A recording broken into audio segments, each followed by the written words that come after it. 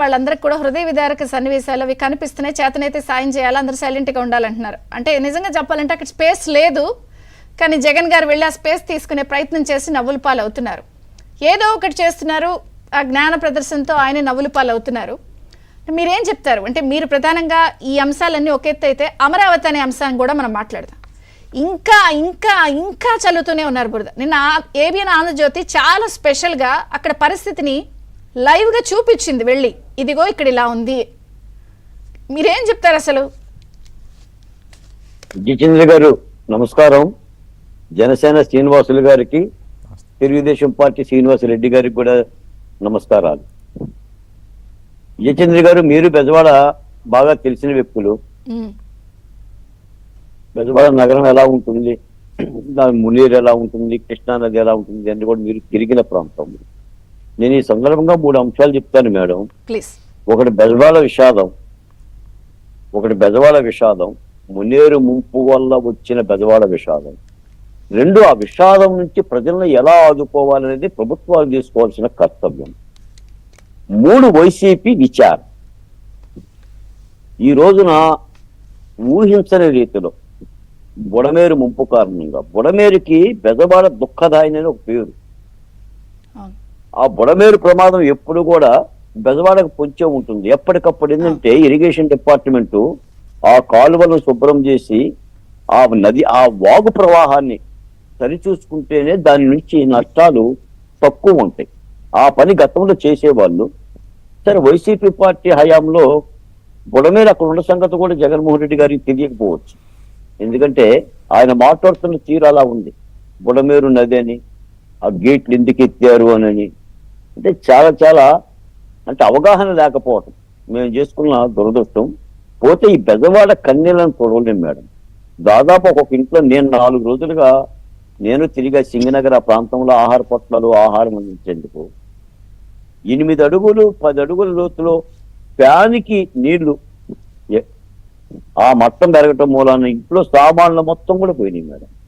కట్టుబట్టలతో road మీదకి వచ్చారు. అంటే ఒక ప్రాణ నష్టం ఒకటే తక్కువ కాదు, ఆస్తి నష్టం పెద్ద ఎత్తున జరిగింది. ఇంకా చంద్రబాబు నాయుడు గారు ఆ వయసులో మోకాల లోతు నీళ్ళల్లో తిరుగుతూ ప్రజల నుంచి వచ్చే ఆవేదనాపరమైన ప్రశ్నలకు సమాధానం చెప్పిస్తూ ధైర్యంగా జేపీజీల మీద కాలి నడకన ఒక ఎస్సర్ట్ లాగా, ఒక రక్షకుడు లాగా బెజవాడ వీధుల్లో తిరగటం మూలాన పుట్టుడు పడింది మేడం. నేను పూర్తిగా అందరికి ఆహారం అందింది, అందరికి పాల ప్యాకెట్లు అందినయా బాలకోట అంటే నేను అందిని అని కూడా నేను చెప్పను. ఎందుకంటే ఎవరెక్కడ ఉండారో తెలియదు, ఎలా ఉండారో తెలియదు.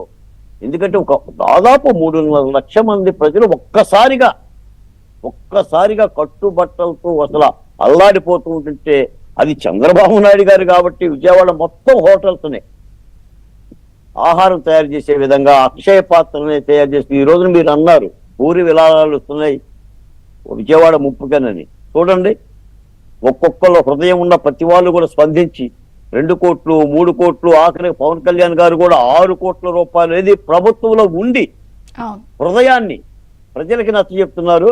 జగన్మోహన్ రెడ్డి గారు 1 కోటి రూపాయలు ఇచ్చింది తెలియదు, ఇవ్వంది తెలియదు. అసలు ఎంత దారుణం అంటే మేడం, సీఎం రిలీఫ్ ఫండ్ కి ఇచ్చారా? Marreddy Srinivas Reddy CM relief fund కి ఇచ్చారండి? అవి ఇవ్వలేదు మేడం, ఇవ్వలేదు. ఇస్తానని ప్రకటించాడు. ఎలా ఇవ్వాలి అనేది వాళ్ళు చర్చించుకున్నారు, నిర్ణయం తీసుకుంటారంటే నేను మాట చెప్తున్నాను మేడం. ఇప్పుడు ఇల్లు గాలి ఒకటి ఎడుతుంటే స్పష్టంగా ఇప్పుడు అడిగిందంటే కోడొచ్చి. నిజంగా 5 సంవత్సరాలు ముఖ్యమంత్రిగా పనిచేసిన జగన్మోహన్ రెడ్డి గారు కానీ, 151 సీట్లు కలిగిన ఎమ్మెల్యేలు ఉన్న పార్టీ కానీ ఈ యొక్క విషాదకరణంలో వాతావరణంలో ఏం చేయాలి మేడం? చేతనైతే సాయం చేయాలి, దమ్ముంటే రక్షణగా ప్రజలను ఆదుకోవాలి. జగన్ గారు చెప్పేవాళ్ళు కదా, నా ఎస్సీ, నా ఎస్టీ, నా బీసీ, నా మైనార్టీ అనేది. ఇప్పుడు అధికారం భోగానికి కనిపించడం లేదా? వీళ్ళందరూ ఎస్సీ, ఎస్టీ, బీసీ, మైనార్టీలు కాదా? వైసీపీ నుంచి విరాళాలు వస్తున్న ప్రకటన వార్త నేను వినట్లేదు. ఊరికే 4 ఫోటోలు, ఒక మంచినీళ్ళ ప్యాకెట్ సొంత చెల్లెలు షర్మిల గారు వెళ్ళిస్తున్నారు. ఇంకా ఆవిడే ఏం పద్ధతి ఇదేనా? ఆయన వాయిస్తుంది ఆవిడ. నేను సింగనగర్, వాంబే కాలనీ, రాణి గారి తోట అన్ని తిరిగా. నేను మన రాజేశ్వరి నగర్ తిరిగా.